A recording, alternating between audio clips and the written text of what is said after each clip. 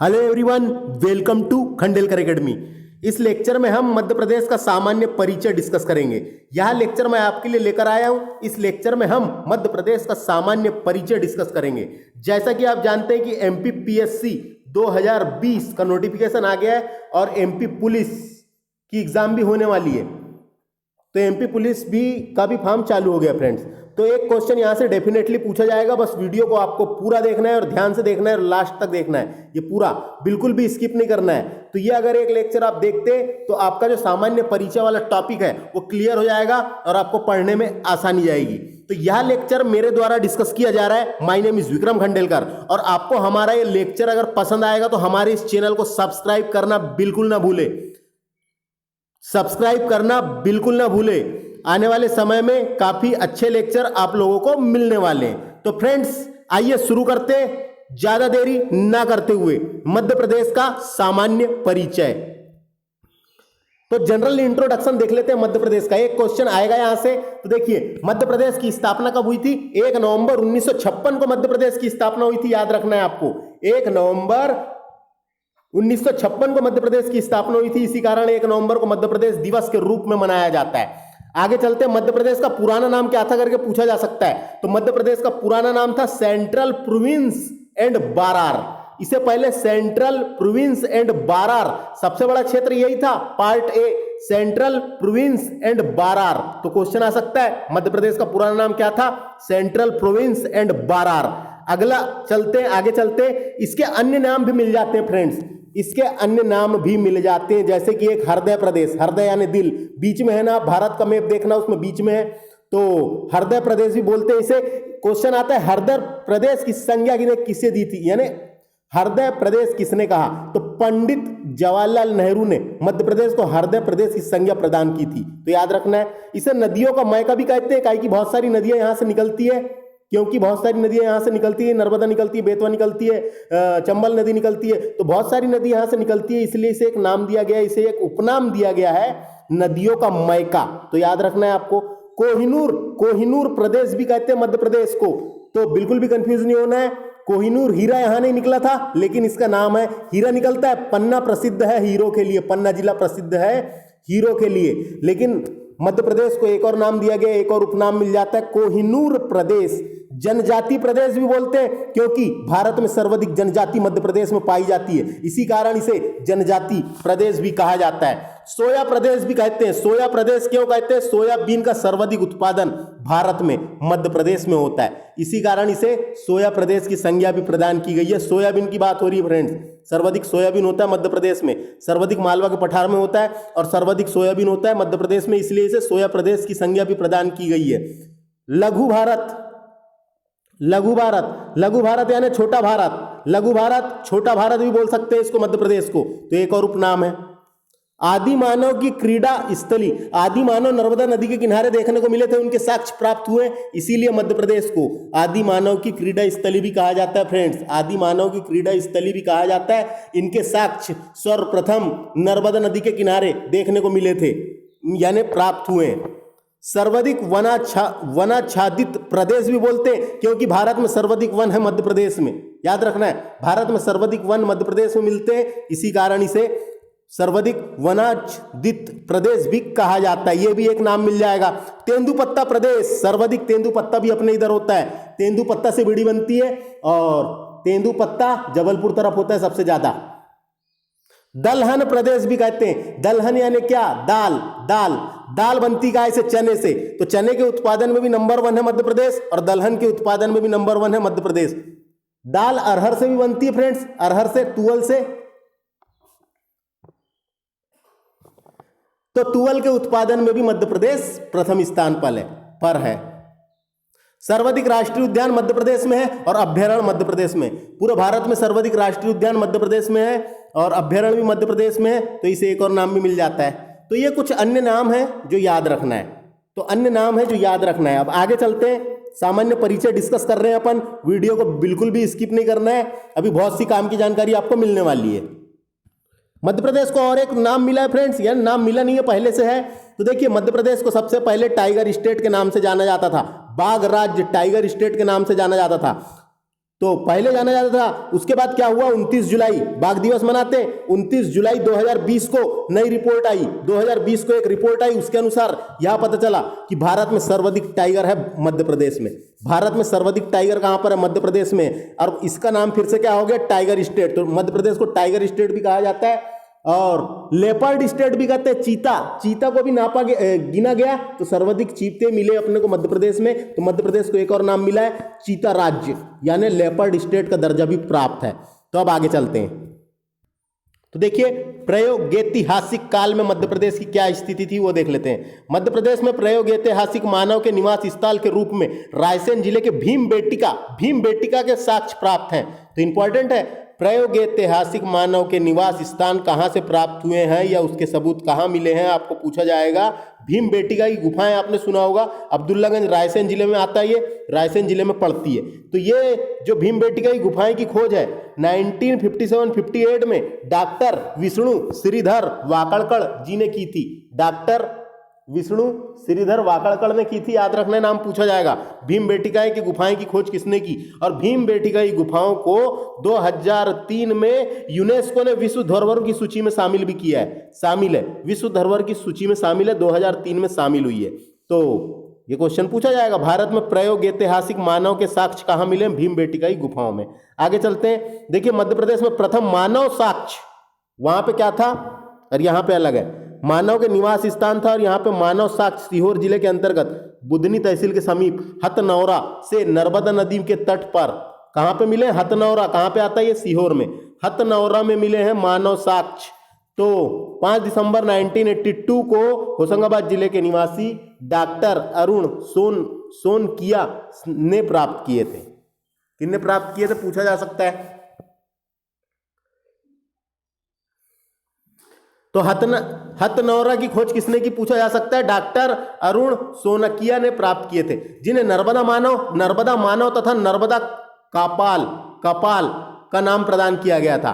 क्या नाम प्रदान किया गया था, नर्मदा मानव और नर्मदा कपाल का नाम प्रदान किया गया था, तथा इसके अवशेष नागपुर संग्रहालय में सुरक्षित रखे गए हैं। इनके अवशेष कहाँ रखे गए हैं, नागपुर संग्रहालय में सुरक्षित रखे गए हैं। तो ये याद रखना है, हथनौरा कहाँ पर है, सीहोर में मानव साक्ष्य मिले हैं यहाँ पे। तो इसकी खोज किसने की है, ये भी आ सकता है, अरुण सोनकिया।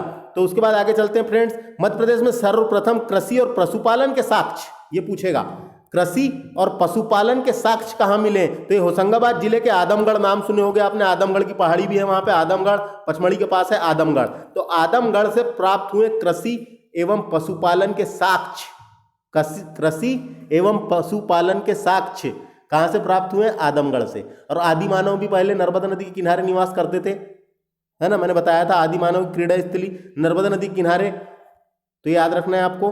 तो ये आपको सामने की जानकारी मिल गई, प्रागैतिहासिक काल की जानकारी कुछ पूछी जा सकती है। आगे चलते हैं, वैदिक काल में मध्य प्रदेश की स्थिति देख लेते हैं। तो वैदिक साहित्य में मध्य प्रदेश का उल्लेख दक्षिणापथ एवं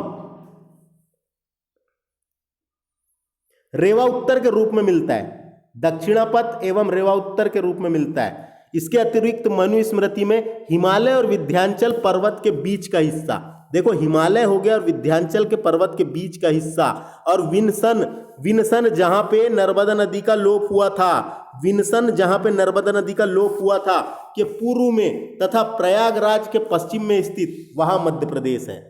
मध्य प्रदेश वहां पे है ना, प्रयागराज के पश्चिम में स्थित। तो ये आपको लिखने भी आ सकता है, तो याद रखना है, विन्सन जहां सरस्वती नदी का लोप हुआ था और पूर्व में प्रयागराज, ये समझ आ गया होगा आपको। आगे चलते हैं। तो देखो 6वीं शताब्दी ईसा पूर्व में बौद्ध धर्म के ग्रंथ अग्नुत्तर निकाय तथा भगवती सूत्र से यह पता चलता है कि मध्य प्रदेश में 2 महाजनपद थे। भारत में 16 महाजनपद थे फ्रेंड्स, जिसमें से 2 महाजनपद मध्य प्रदेश में थे। एक महाजनपद का नाम था अवंती और दूसरा था छेदी। अवंती वो उज्जैन वाला था और छेदी खजुराहो वाला। तो अवंती जो महाजनपद था उसकी 2 राजधानियां थी, एक उत्तरी अवंती जिसे उज्जैन कहा जाता था और एक दक्षिणी अवंती जिसे माहिष्मती के नाम से जाना जाता था, जो खरगोन वाला क्षेत्र था। तो ये आपको समझ में आ गया होगा। 16 महाजनपद थे भारत में, जिसमें 2 महाजनपद मध्य प्रदेश में थे। जिसकी जानकारी कैसे मिलती है पूछा जा सकता है, बौद्ध धर्म के ग्रंथ अग्निहोत्र निकाय तथा भगवती सूत्र से इसकी जानकारी मिलती है। तो ये आपको याद रखना है। 2 महाजनपद के नाम याद रख लीजिए। कितने महाजनपद थे पूछा जा सकता है, अवंती और छेदी। उसके बाद चलते हैं अपन ब्रिटिश कालीन मध्य प्रदेश के। पहले अपन मध्य प्रदेश का मैप नहीं, पहले ब्रिटिश कालीन डिस्कस कर लेते हैं, यहाँ तक डिस्कस कर लेते हैं, फिर मैप डिस्कस करेंगे। पहले यहाँ तक डिस्कस कर लेते हैं अच्छे से। तो देखिए, ब्रिटिश कालीन मध्य प्रदेश, नागपुर के घोंसले शासक रघुजी तृतीय के निधन के पश्चात 11 दिसंबर 1853 को अंग्रेजों ने नागपुर पर अधिपत्य स्थापित किया था। तो यह क्वेश्चन पूछा जा सकता है कि ब्रिटिश साम्राज्य का अधिपत्य मध्य प्रदेश में कब स्थापित हुआ। तो 11 दिसंबर 1853 को ब्रिटिश साम्राज्य का अधिपत्य मध्य प्रदेश में स्थापित हुआ, और उसके पश्चात 13 मार्च 1854 को मध्य प्रदेश में समस्त दक्षिण पूर्वी भाग में ब्रिटिश साम्राज्य में सम्मिलित हो गया था। तो बाद में सम्मिलित हुआ था, याद रखना है। उसके बाद 2 नवंबर 1861 को मध्य प्रांत का गठन किया गया था फ्रेंड्स। देखिए, 2 नवंबर 1861 को मध्य प्रांत का गठन, और 24 अक्टूबर 1936 को बारार प्रांत का गठन किया गया था। तो 3 तारीख आपको यहां से याद रखना, पूछी जा सकती है। एक ये वाली, उसके बाद ये वाली भी मध्य प्रांत की भी और बारार की भी। अधिपत्य कब स्थापित हुआ, मध्य प्रांत का गठन कब हुआ, और बारार प्रांत का गठन कब हुआ। ये तीनों तारीख आपको याद रखना है, बहुत आसान है, याद रख सकते हैं। 53 के बाद 61 है, फिर 36 है, 1936। तो ये क्वेश्चन बन जाते हैं कई बार। उसके बाद स्वतंत्रता के पश्चात मध्य प्रदेश कैसा था देख लेते हैं। तो स्वतंत्रता 15 अगस्त को मिली, तो 15 अगस्त 1947 को आजाद हुआ। तो स्वतंत्रता के पूर्व मध्य प्रदेश को मध्य प्रांत के नाम से जाना जाता था, मध्य प्रांत के नाम से जाना जाता था। और 15 अगस्त 1947 को प्रथम स्वतंत्रता दिवस के अवसर पर तत्कालीन राजधानी नागपुर में, नागपुर राजधानी थी उस टाइम पे, तो तत्कालीन राजधानी नागपुर में पंडित रविशंकर शुक्ल ने झंडा फहराया था। 1947 से 48 से मध्य प्रदेश का गठन के पूर्व 1 नवंबर 1956 तक मध्य प्रदेश को 3 भागों में, 3 पार्टों के रूप में विभक्त किया गया था। तो 3 पार्ट थे, मैं तीनों पार्टों के बारे में आपको बताता हूं, बस वीडियो को ध्यान से देखिए। एक पार्ट ए था फ्रेंड्स, एक पार्ट ए था, इसका नाम क्या था, सेंट्रल प्रोविंस तथा बारार। सेंट्रल प्रोविंस तथा बारार छत्तीसगढ़ और बघेलखंड की रियासतों को मिलाकर बनाया गया था, और पार्ट ए की राजधानी नागपुर थी। पार्ट ए की राजधानी नागपुर थी, तो याद रखना है। एक पार्ट बी था, पार्ट बी जो पश्चिमी रियासतों को मिलाकर बनाया गया था, जिसे मध्य भारत कहा जाता था, जिसकी राजधानी ग्वालियर और इंदौर हुआ करती थी। ग्वालियर भी हुआ करती थी और इंदौर भी हुआ करती थी। एक स्टेट सी था या पार्ट सी कहलाता था, जो उत्तर की रियासतों को मिलाकर बनाया गया था, जिसकी राजधानी रीवा थी। इसे ही विंध्याचल, इसे ही विंध्य प्रदेश कहते थे, इसे ही विंध्य प्रदेश कहते थे। और भोपाल स्टेट पार्ट सी के अंतर्गत आता था, ये आपको याद रखना है। भोपाल स्टेट किसके अंतर्गत आता था, भोपाल राज्य पार्ट सी, स्टेट सी के अंतर्गत आता था। तो देखो यहाँ पे part A, part B, part C दिया हुआ है। ये मध्य प्रांत, भोपाल, विंध्य प्रदेश, और महाकौशल क्षेत्र था एक, जबलपुर वाला क्षेत्र कहलाता था, जिसकी राजधानी महाकौशल क्षेत्र की जबलपुर थी। तो ये आपको समझ में आ गया होगा यहाँ से। और उसके बाद क्या होता है, देखिए, मध्य प्रदेश को आज़ादी तो मिल गई, मध्य प्रदेश को आज़ादी मिल गई 15 अगस्त, यानी भारत को आज़ादी मिल गई 15 अगस्त 1947 को। लेकिन भोपाल राज्य ऐसा था जो स्वतंत्र नहीं हुआ था फ्रेंड्स, जो स्वतंत्र नहीं हुआ था। तो भोपाल राज्य का विलय कब हुआ, यानी कब शामिल हुआ भारत में, तो ये तारीख आती है 1 जून 1949 को।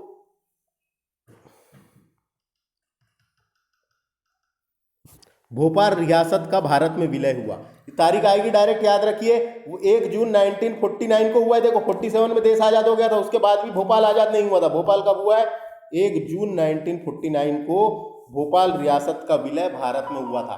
तो नवाबों का शासन था यहाँ पे।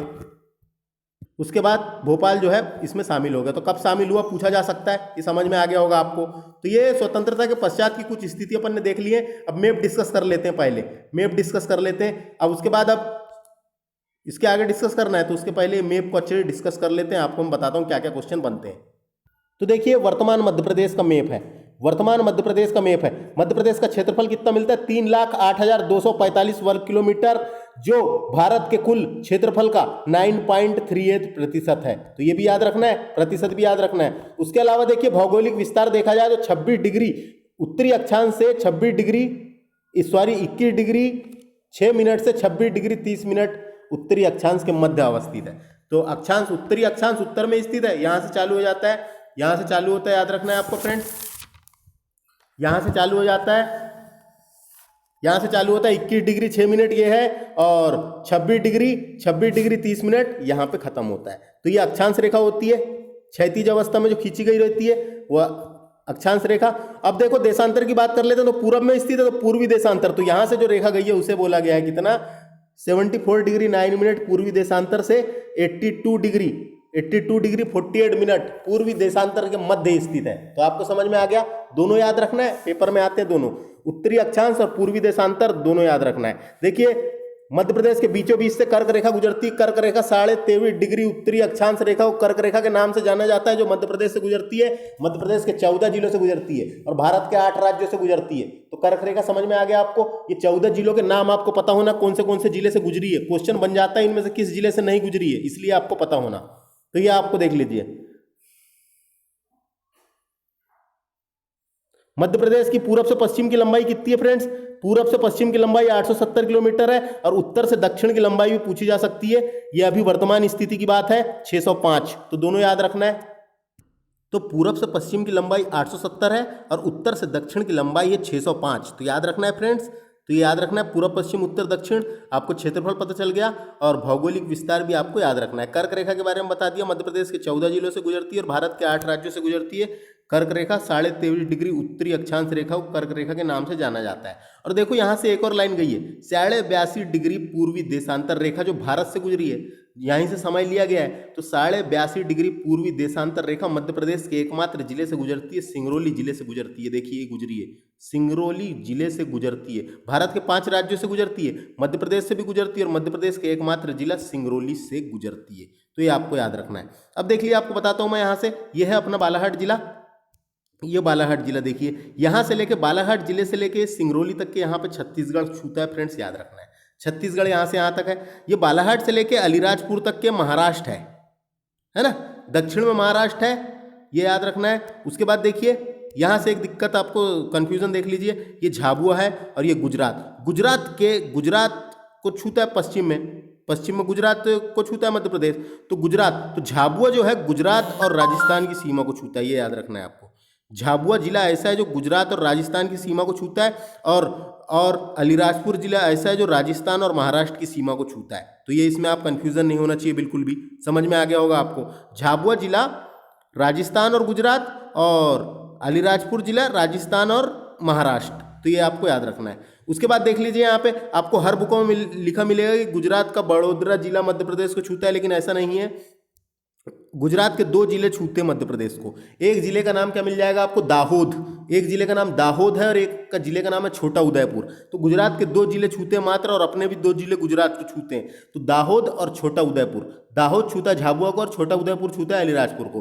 तो ये यहाँ से आपको जानकारी पता होना ये। उसके बाद देखिए, झाबुआ से लेके यहाँ तक के पूरा राजस्थान है मुरैना तक, तो मुरैना जिला ऐसा पड़ जाता है जो इधर साइड हो गया राजस्थान और इधर साइड हो गया उत्तर प्रदेश। तो मुरैना जिला ऐसा है जो राजस्थान और उत्तर प्रदेश की सीमा को छूता है। यहाँ बीच में एक शिवपुरी जिला भी है। शिवपुरी देखिए पूरब में उत्तर प्रदेश को छूता है और पश्चिम में क्या छूता है, राजस्थान को छूता है, तो इसको भी याद रखना है। तो ये आपको मैप की स्थिति पता चल गई फ्रेंड्स, पूरब में क्या है, पश्चिम में क्या है। सिंगरौली देखिए उत्तर प्रदेश और छत्तीसगढ़ की सीमा को छूता है। तो ऐसे क्वेश्चन बन जाते हैं, तो आपको याद रखना है। तो ये आपका मैप हो गया। अब यहाँ से आपको संभाग भी पता होना, कौन से संभाग के अंतर्गत कौन से जिले आते हैं, और पठार की स्थिति भी आपको पता होना, जो आगे के लेक्चर में देखेंगे। अभी चलते हैं आगे।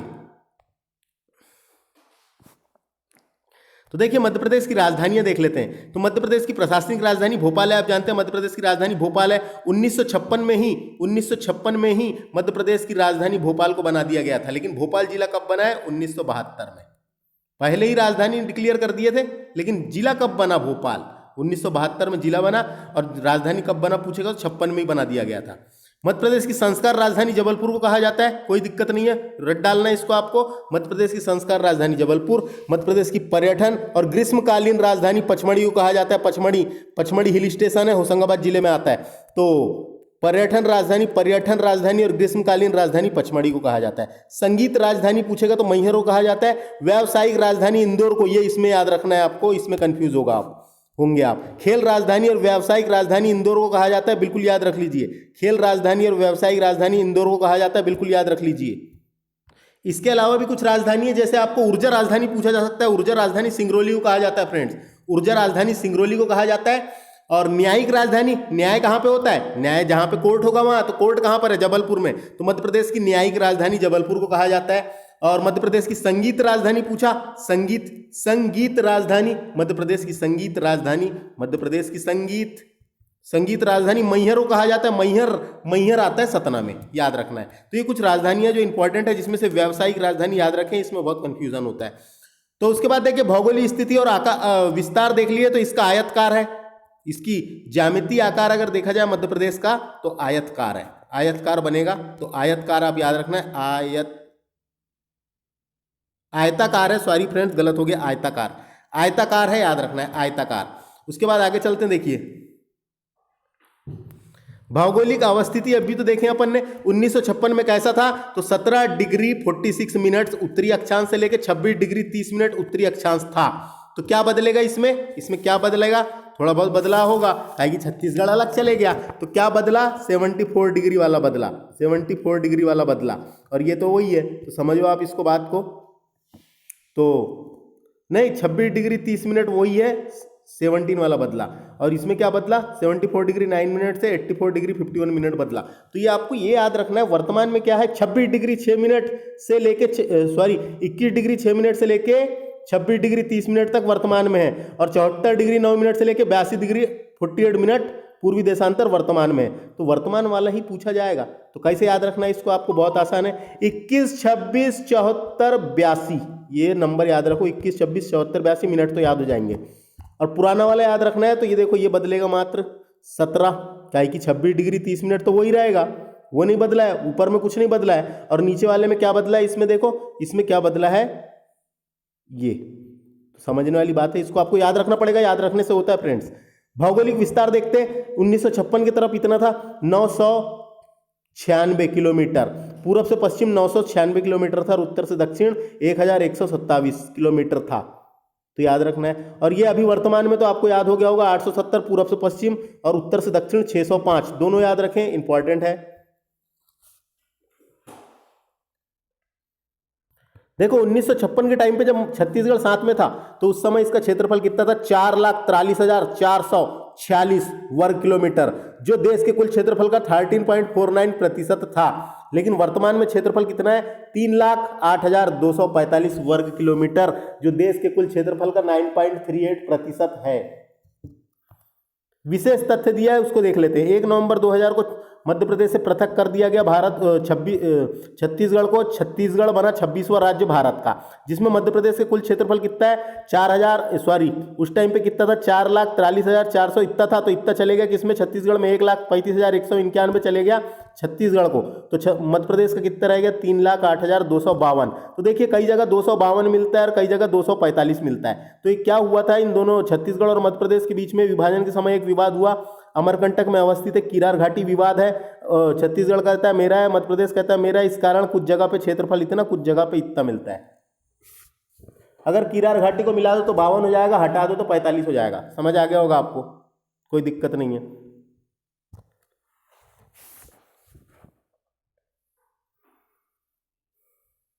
जब छत्तीसगढ़ अलग हो गया फ्रेंड्स, छत्तीसगढ़ अलग हुआ तो भारत का क्षेत्रफल की दृष्टि से दूसरा राज्य बन गया मध्य प्रदेश। द्वितीय स्थान मध्य प्रदेश का है, क्षेत्रफल में सबसे बड़ा है राजस्थान, दूसरे नंबर का मध्य प्रदेश। तो ये आपको याद रखना है। सीमावर्ती राज्य की बात करें तो 1956 के टाइम की बात है। उस टाइम पे सात राज्यों की सीमा मध्य प्रदेश को छूती है। और याद रखना है, मध्य प्रदेश को कोई समुद्री सीमा नहीं छूती। मध्य प्रदेश एक लैंडलॉक स्टेट है, समुद्री सीमा नहीं टच करती। तो देखिए कौन सा अलग है। देखो बिहार छूता था उस टाइम पे, बिहार छूता था 1, उड़ीसा 2 और आंध्र प्रदेश 3। ये 3 अलग है, ये तीनों को अभी हटा दो तो बच गए 5। तो वर्तमान में मध्य प्रदेश को 5 राज्य छूते हैं। सर्वाधिक कौन छूता है? सर्वाधिक छूता है उत्तर प्रदेश। याद रखना है, उत्तर प्रदेश तो सबसे कम छूता है गुजरात। तो इसमें भी गड़बड़ नहीं होना चाहिए। सबसे कम छूता है गुजरात और सर्वाधिक छूता है उत्तर प्रदेश। कई बुकों में आपको राजस्थान लिखा मिलेगा, लेकिन वो गलत है। सर्वाधिक छूता है उत्तर प्रदेश को और सबसे कम छूता है राजस्थान को। तो ये फैक्ट को आप गार्ड बांध के याद रख लीजिए।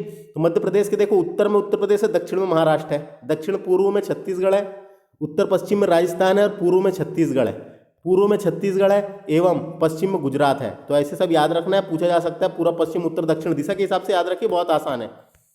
अब देखिए राजकीय चिन्ह की बात कर लेते हैं मध्य प्रदेश की। 24 स्तूप की बाह आकृति के मध्य गेहूं और धान की बालियां लटक रही है। गेहूं और धान की बालियां दर्शाती है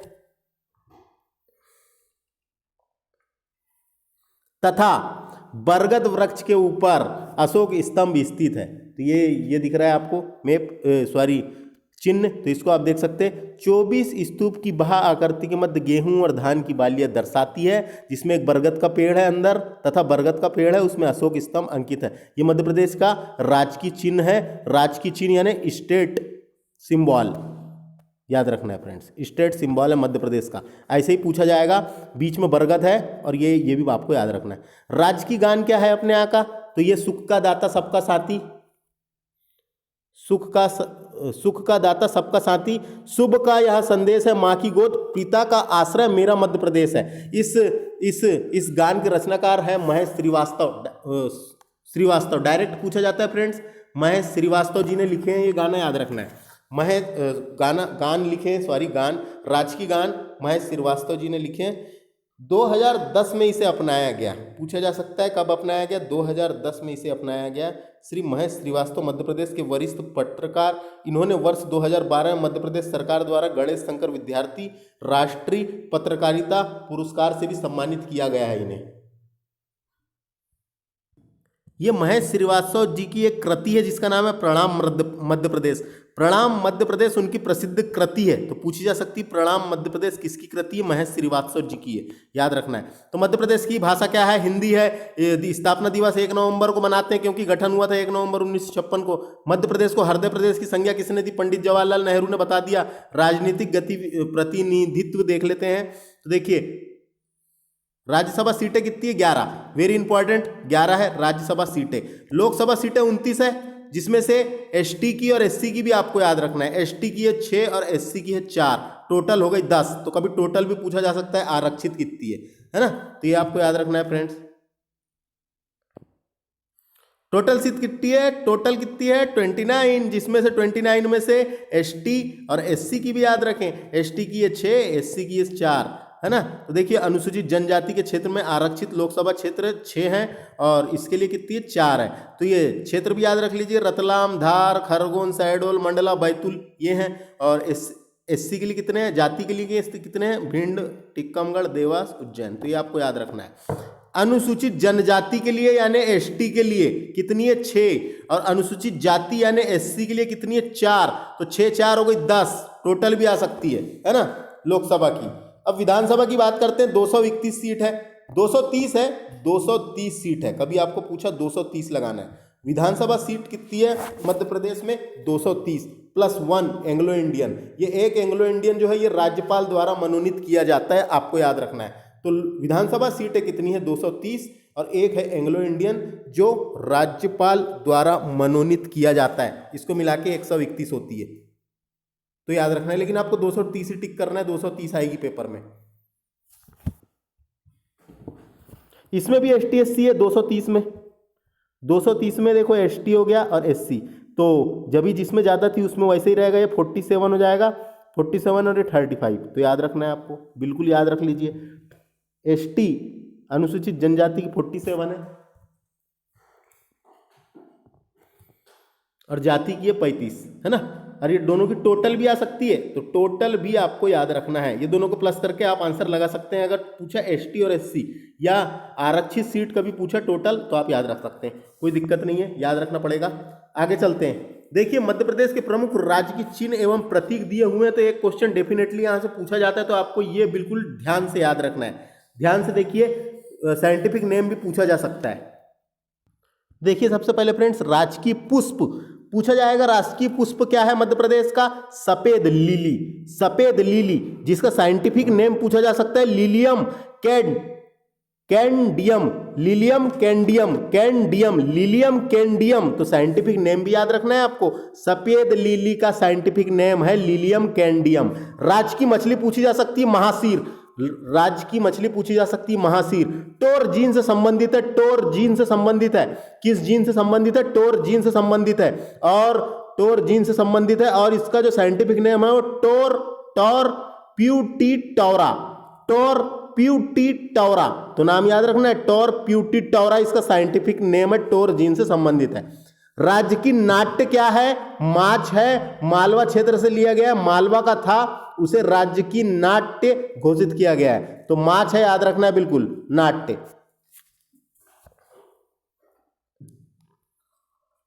राज्य की पशु क्या है? बारहसिंगा है, राज्य की पशु मध्य प्रदेश का बारहसिंगा है, बिल्कुल भी कंफ्यूज नहीं होना है, राज्य की पशु है बारहसिंगा, ब्रेडरी प्रजाति का, प्रजाति भी पूछी जा सकती है, ब्रेडरी प्रजाति का है, और ये मुख्यतः कान्हा किसली नेशनल पार्क में मिलता है, कान्हा नेशनल पार्क में देखने को मिलता है, और इसका साइंटिफिक नेम पूछा जा सकता है रूकरवस,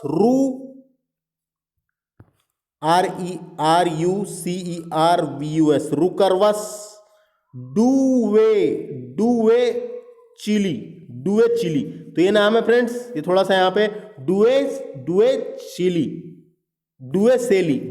है, डुए सेली, तो रूकरवस डुए सेली। उसके बाद देखते हैं आगे फसल, राज की फसल सोयाबीन है, मध्य प्रदेश को सोया प्रदेश कहते हैं, इसका इंपॉर्टेंट है scientific name glycine max soybean का साइंटिफिक नेम है। राज की खेल मलखंभ है, 2013 से घोषित किया गया है, राज की खेल है मलखंभ। इस क्षेत्र में प्रभास जोशी पुरस्कार भी दिया जाता है, मलखंभ के क्षेत्र में 2013 से घोषित किया गया है। क्या है ये? लकड़ी का एक खंभा होता है, उस पर तरह तरह के कर्तव्य दिखाए जाते हैं, मलखंभ याद रखना है। आगे चलते हैं, राज की पक्षी है दूधराज है राज की पक्षी, दूधराज का एक और नाम मिल जाता है शाह ए बुलबुल, दूधराज का ही नाम है, और इसका साइंटिफिक नेम इंपॉर्टेंट है, पूछा जाता है पैराडाइज फ्लाई केचर, याद रखना है। राज की फल क्या है? आम है, आम का साइंटिफिक नेम है मैग्नीफेरा इंडिका, याद रखना है। राज की नदी क्या है? नर्मदा, मध्य प्रदेश की सबसे लंबी नदी भी नर्मदा है, मध्य प्रदेश की जीवन रेखा कहते हैं, और राज की नदी है नर्मदा। राज की वृक्ष क्या है? बरगद है, राज की वृक्ष मध्य प्रदेश का क्या है? बरगद है, जिसका नाम क्या है साइंटिफिक? फाइकस बेंधालेंसिस, इंग्लिश में लिखेंगे इसको फाइकस बेंधालेंसिस, तो आप इंग्लिश नेम भी देख सकते हैं और याद रखना है।